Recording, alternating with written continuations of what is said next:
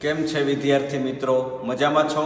આજે આપણે ધોરણ 9 નો 41મો લેક્ચર.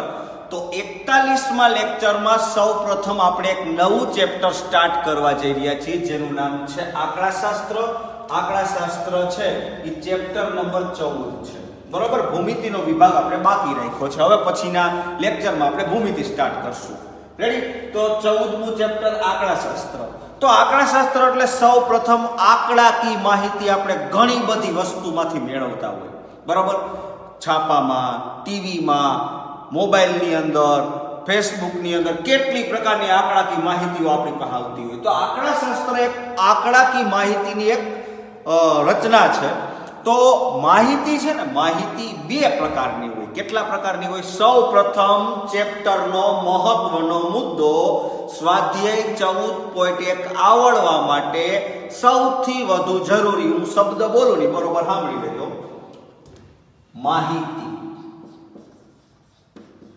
બે પ્રકારની હોય છે. આપણે ચેપ્ટરની વાત ઉપર જ વયા જાય છે સીધા, બહુ ઊંડાણપૂર્વક જવાનું નથી. એનું કારણ છે ધોરણ 10 નું આંકડાશાસ્ત્ર છે ને એ તદ્દન ધોરણ 9 થી જુદું છે. બરાબર, કારણ કે ધોરણ 9 ની અંદર જે સૂત્રો આવે છે એ ધોરણ 10 માટે લાગુ પડતા નથી. રેડી? તો અત્યારે મેઇન મહત્વનો મુદ્દો, મેઇન ફોકસ ઉપર આપણે જાય તો માહિતી બે પ્રકારની હોય છે. કેટલા પ્રકારની હોય? બે પ્રકારની. પહેલી આવશે પ્રાથમિક માહિતી,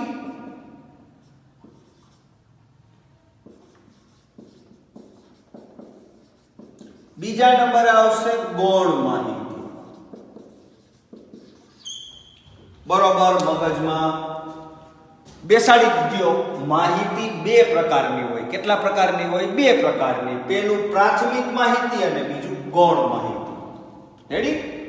તો પ્રાથમિક માહિતી છે એની પણ વ્યાખ્યા આવશે અને ગૌણ માહિતીની પણ વ્યાખ્યા આવશે. બહુ સાદી ભાષામાં હું તમને સમજાવી દઈશ હમણાં. રેડી? પહેલા વેલી ખબર પડી કે આંકડાશાસ્ત્ર ચેપ્ટરની શુભ શરૂઆતમાં જે કાંઈ સ્ટાર્ટ કરવાનું છે એમાં સૌ પ્રથમ વસ્તુ આવશે માહિતી. તો માહિતી બે પ્રકારની હોય.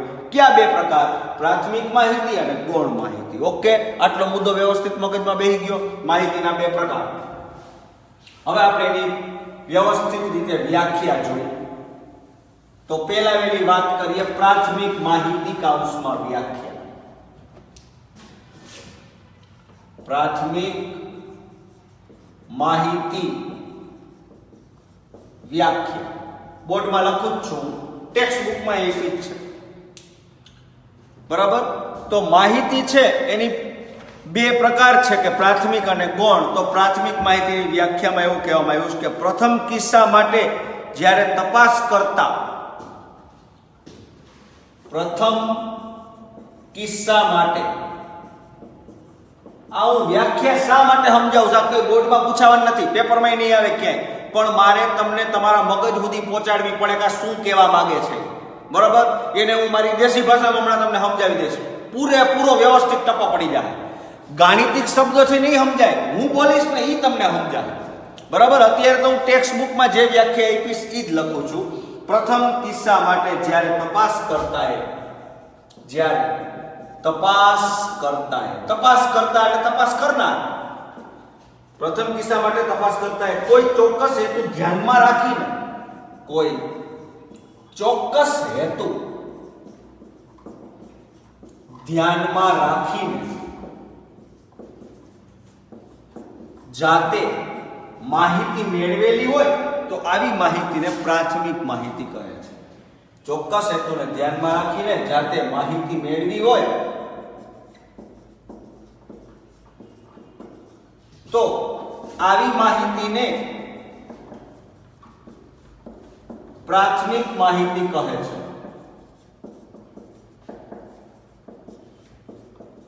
રેડી? પ્રાથમિક માહિતીની વ્યાખ્યા. બીજા નંબર આવશે ગૌણ માહિતી.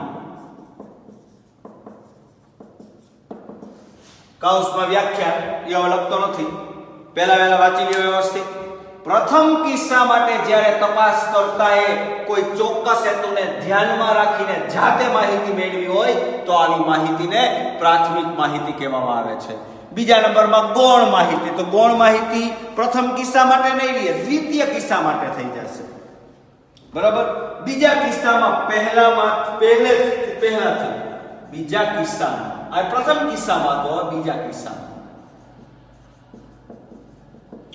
પહેલાથી એકત્રિત થયેલી માહિતીના સ્ત્રોતમાંથી પહેલાથી એકત્રિત થયેલ માહિતીના સ્ત્રોતમાંથી માહિતી મેળવી હોય તો આવી માહિતીને ગૌણ માહિતી કહે છે. રેડી? આમાં જેટલો ટકો પડે એટલો પાડવાની ટ્રાય કરો, ન સમજાવવાનું. પછી હું હમણાં જેવું સમજાવીશ ને એ ભેગું તમારા જિંદગી ભરે મોટા મગજમાં જ નહીં નીકળે. આમાં ટકો પડતો હોય તો ટ્રાય કરો. બીજા કિસ્સામાં પહેલેથી એકત્રિત થયેલી માહિતીના સ્ત્રોતમાંથી માહિતી મેળવી હોય તો આવી માહિતીને ગૌણ માહિતી કહે છે. રેડી? હવે પ્રાથમિક તો તપાસ કરતા પોતે કોઈ ચોક્કસ હેતુ ધ્યાનમાં રાખીને જાતે માહિતી મેળવી હોય તો આવી માહિતીને પ્રાથમિક માહિતી કહે છે. ટૂંકી વાત કરું હવે, વ્યવસ્થિત આ વ્યાખ્યા બરોબર જોઈ લ્યો.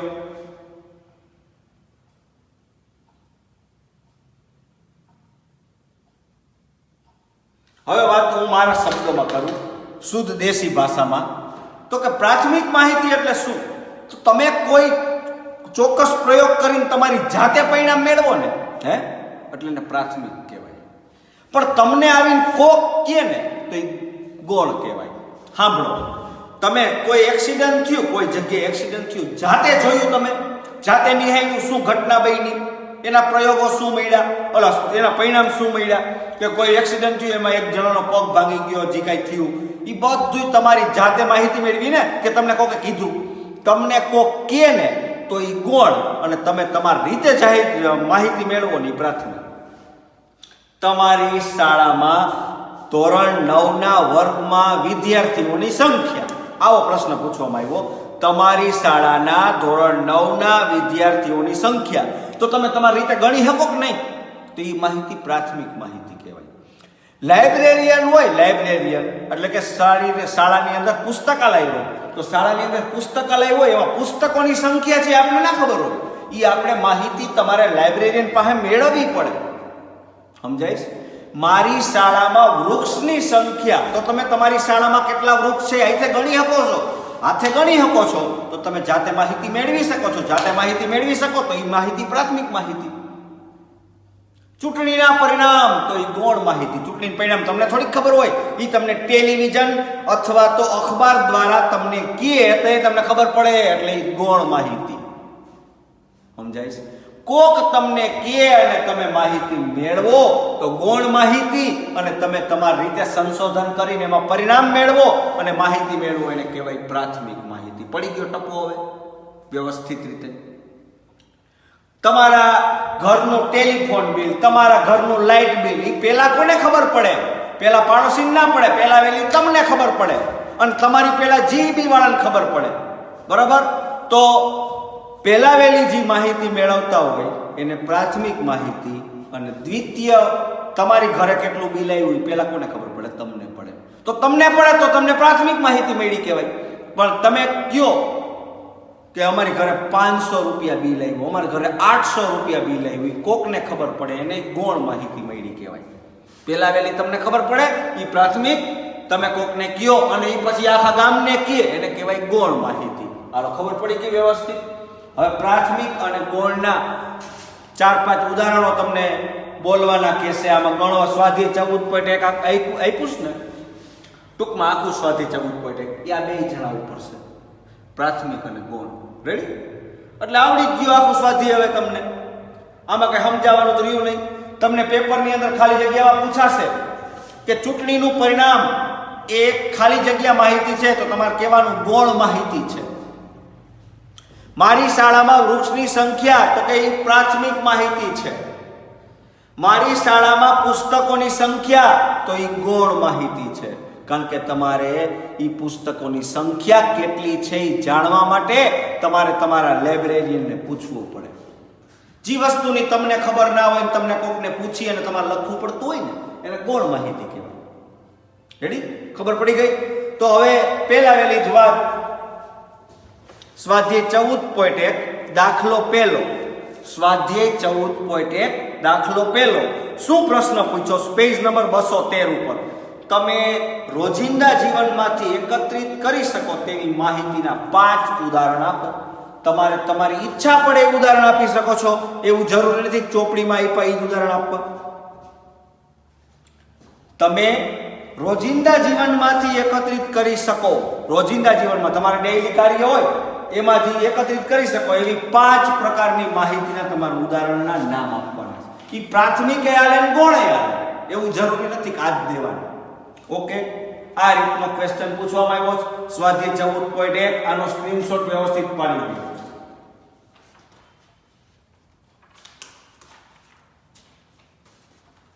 ઓકે, હવે આપણે એવા 4-5 ઉદાહરણ જોઈએ. સ્વાધ્યાય 14.1 નો દાખલો પહેલો સ્ટાર્ટ કરું છું. હવે ધ્યાન આપજો બરોબર. એટલે આવડી ગયું, એમાં બીજું કઈ છે નહીં. અને તમે ગણિતને જેટલું સહેલાઈથી સમજવાનો પ્રયત્ન કરશો તો જ તમને આવડશે, એ પાકું છે. આ બરોબર શબ્દ મારા ધ્યાનમાં રાખજો. ગણિત એટલું અઘરું છે, જો એને તમે ગણો નહીં તો. જો એને તમે રેગ્યુલરલી ગણવા માંડો ને તો આનાથી સહેલો વિષય કઈ દુનિયામાં છે જ નહીં.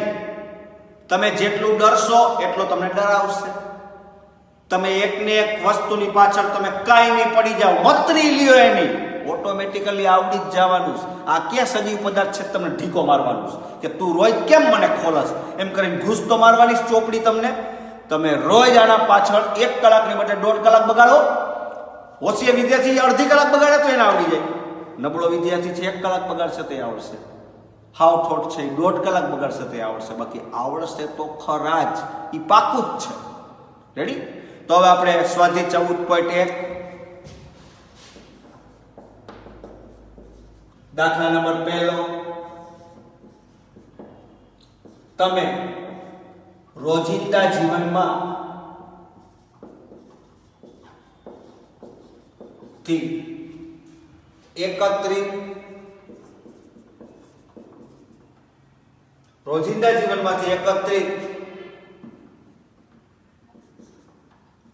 5 માહિતી લખો. કેટલી માહિતી? 5 પ્રકારની. પછી એમાં પ્રાથમિક અને ગૌણ ગમે લખો, નો પ્રોબ્લેમ. તો એવી પહેલા વહેલી નામ આપીએ તો આપણા વર્ગમાં વિદ્યાર્થીઓની સંખ્યા. પહેલી માહિતી, આપણા વર્ગમાં રહેલ વિદ્યાર્થીની સંખ્યા. મારી શાળામાં વૃક્ષોની સંખ્યા.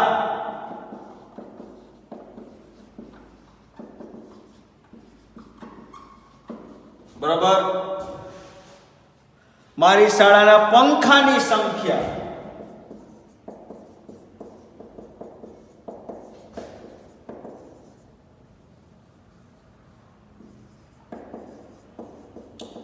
ચોથા નંબરે પુસ્તકાલયમાં પુસ્તકોની સંખ્યા. આવી તો જોઈએ એટલી માહિતી મળે ને આપણા રોજિંદા જીવન દરમિયાન. ટેલિવિઝન અથવા વર્તમાન પત્રો એટલે છાપા દ્વારા ચૂંટણીના પરિણામ, ટીવી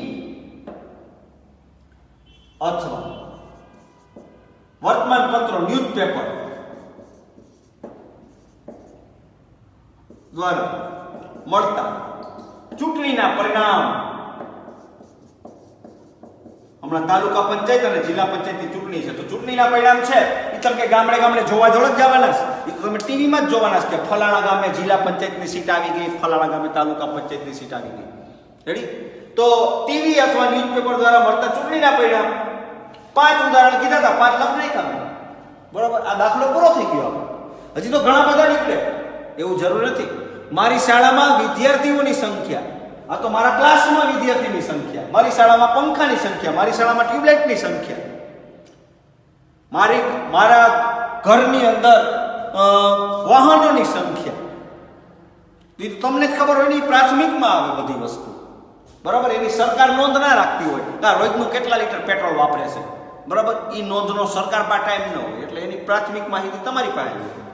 તો તમને એમ કીધું તમારા રોજિંદા જીવનમાં એકત્રિત એવી 5 માહિતીઓ લખો. તો પહેલા વેલી લખી મેં આપણા વર્ગમાં રહેલ વિદ્યાર્થીની સંખ્યા, પહેલી માહિતી. મારી શાળામાં વૃક્ષોની સંખ્યા, મારી શાળામાં પંખાની સંખ્યા, પુસ્તકાલયમાં પુસ્તકોની સંખ્યા, ટીવી અથવા ન્યૂઝપેપર દ્વારા મળતા ચૂંટણીના પરિણામ. રેડી? આ 5 માહિતી લખવાની કીધી હતી, 5 લખી નાખીશ. વ્યવસ્થિત જોઈ લ્યો, સ્ક્રીનશોટ વ્યવસ્થિત રીતે પાડી લ્યો. ઓકે.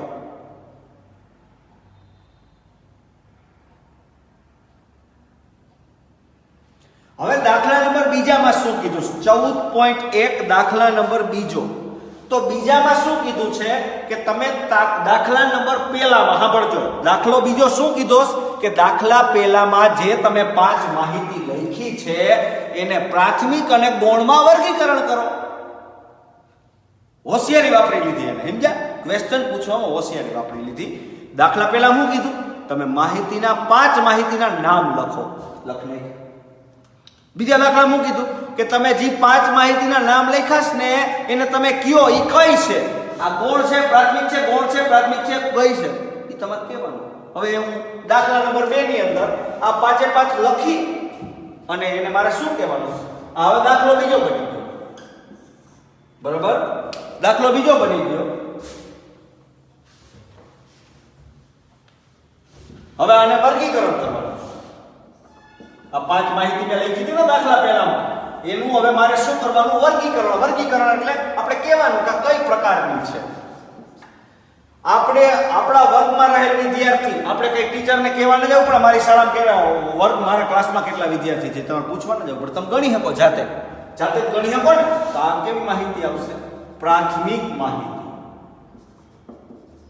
દેખાય છે બરોબર? વ્યવસ્થિત ચેક કરો.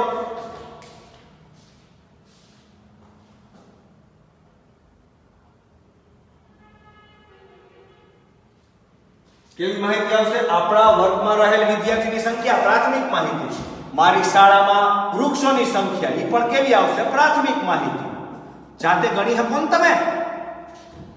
પંખા, તો એ પણ જાતે ગણી શકો, તો કે પ્રાથમિક માહિતી. રેડી? સમજાય છે ને બરોબર? આ બધી વસ્તુ તમે જાતે કરી શકો છો. આમાં તમારે કોઈ શિક્ષકની મદદ ન લેવી પડે.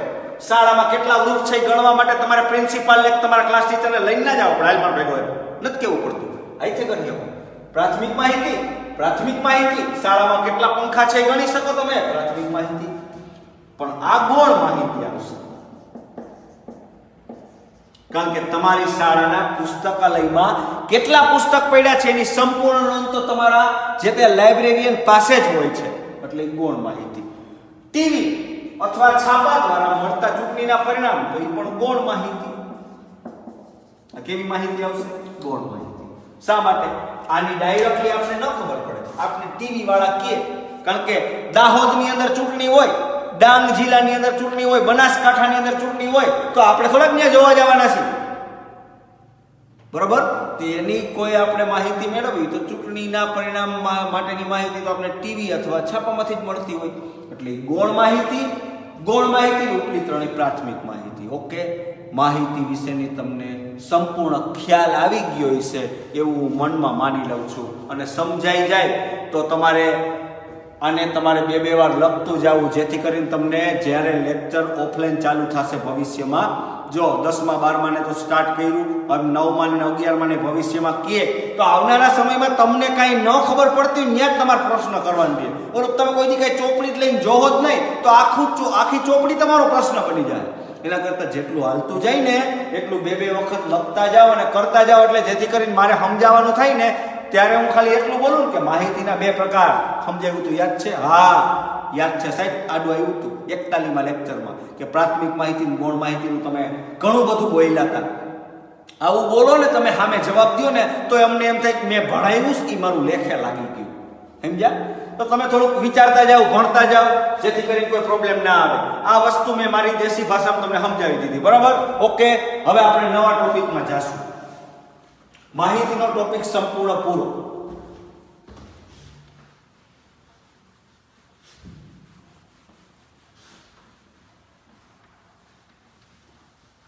ધ્યાન આપજો, બરોબર.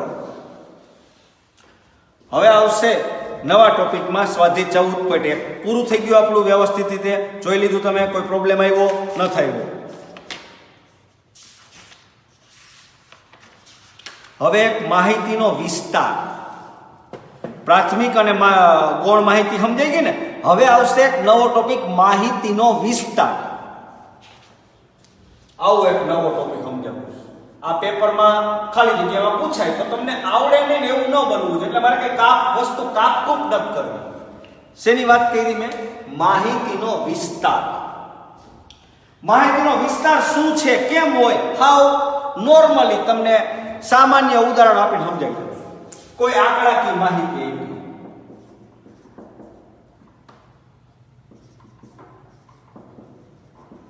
બરોબર, આંકડાકીય માહિતી હું આપું છું. 11, 17, 98, 96, 95, 15, 20, 42 આવી પ્રકારની માહિતી તમારી પાસે છે. શેની છે એ મને નથી ખબર. ટકાવારીમાં હોય કે કોઈ માણસોની સંખ્યા હોય, જી કાંઈ હોય. હું તમને વિસ્તારની વ્યાખ્યા લખાવ્યા વગર તમને વિસ્તારમાં સમજાવી દઉં. આ બધા આંકડા છે ને, ગણિત આંકડા શાસ્ત્રમાં પ્રાપ્તાંક બોલે. શું બોલે? પ્રાપ્તાંક. યાદ રાખજો શબ્દ. આંકડા હોય ને 15, 25, 42, 52, 56 એવા આંકડા છે ને, એને આંકડા શાસ્ત્ર ચેપ્ટરમાં પ્રાપ્તાંક કહે. શું કહે? પ્રાપ્તાંક. તો સૌથી નાનો પ્રાપ્તાંક, સૌથી મોટો પ્રાપ્તાંક, બધાને આવડે. 3 ધોરણ સુધી ભણેલો હોય ને એને આવડે. આ આંકડાની માહિતી મેં તમને આપી. એમાં સૌથી નાનો આંકડો કયો છે? સૌથી નાનો આંકડો ગમે એને આવડે ભાઈ. 11, 17, 98, 95, 15, 20, 42 એમાં સૌથી નાનો આંકડો 11 છે. તો સૌથી મોટો આંકડો 98 છે. વિસ્તાર જોતો હોય એટલે કાંઈ નહીં કરવાનું, મોટામાંથી નાનો કાઢ નાખો. 98 માંથી 11 કાઢો છે, 8 માંથી 1 જાય તો 7, 9 માંથી 1 જાય તો 87 છે ને માહિતીનો વિસ્તાર લ્યો. શું અઘરું પડ્યું? થયું ને? બરોબર. સૌથી નાનો આંકડો 11, સૌથી મોટો આંકડો 98. મોટા આંકડામાંથી નાનો આંકડો બાદ કરી નાખો એટલે આપણે 98 માંથી 11 કાઢ્યા એટલે આવ્યા 87. તો 87 છે એ માહિતીનો વિસ્તાર છે. ઓકે, સમજાઈ ગયું? બરાબર. હજી એકાદું ઉદાહરણ લઈ અને વિસ્તાર વિશેની માહિતી પૂર્ણ કરી દઉં છું.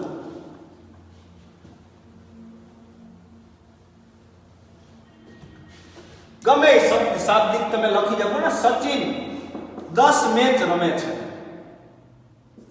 સચિન 10 મેચ રમે છે. તેના રનની નોંધ નીચે પ્રમાણે છે. પેપરમાં ગમે એમ પ્રશ્ન બનાવે, આપણે જવાબ આવડવો જોઈએ. મહત્વનો મુદ્દો આ. પ્રશ્ન મન પડે એમ બનાવે, મન પડે એમ પેપર કાઢે, નો પ્રોબ્લેમ. પૂછ એમ કે પૂછવું હોય, મને સોલ્યુશન ફાવે છે. સચિન 10 મેચ રમ્યો, તેના રનની નોંધ નીચે પ્રમાણે છે. 10 મેચના રન નીચે લખાવો કે પહેલી મેચમાં કર્યા 19 રન, બીજી મેચમાં કર્યા 27, ત્રીજી મેચમાં 48, ચોથીમાં 6 કર્યા, પાંચમીમાં 78 કર્યા, 97 કર્યા, 99 રન કર્યા, આઠમી મેચમાં 100 રન પૂરા કર્યા, નવમી મેચમાં 120 કર્યા, 10મી મેચમાં 67 કર્યા. 10 મેચના રન નીચે પ્રમાણે આપી દીધા. ચેક કરો 2, 4, 6, 8 ને 10. હવે તમને એમ કે તો વિસ્તાર કયો? આ માહિતીનો વિસ્તાર શું? તો કાંઈ નહીં કરવાનું. મેં તમને કીધું એમ, સૌથી મોટો પ્રાપ્તાંક, સૌથી નાનો પ્રાપ્તાંક. આવું તો ફાવે ને? હવે તો ફાવી ગયું ને ભાઈ. સૌથી મોટો પ્રાપ્તાંક, સૌથી મોટો આંકડો કયો છે? 120. સૌથી નાનો આંકડો કયો છે? 6 રનમાં આઉટ થઈ ગયો તો LBW આપી દીધો. લ્યો તો વિસ્તાર એટલે સામાન્ય તમને આવડી ગયું. મોટામાં નાનો આંકડો બાદ કરી નાખો. 120 માંથી 6 ઉડાડી દો, 114. આ વિસ્તાર પડી ગયો. બરાબર. પેપરની અંદર ખાલી જગ્યામાં તમને આવા પ્રશ્નો પૂછે તો તમને હવે આવડી જશે એવું માનું છું. આ સાથે હું આજનો 41મો લેક્ચર આંકડાશાસ્ત્રની જે કંઈ માહિતી આપી એ તમને સમજાઈ ગઈ છે એવું મનમાં અપેક્ષા રાખું છું. Thank you.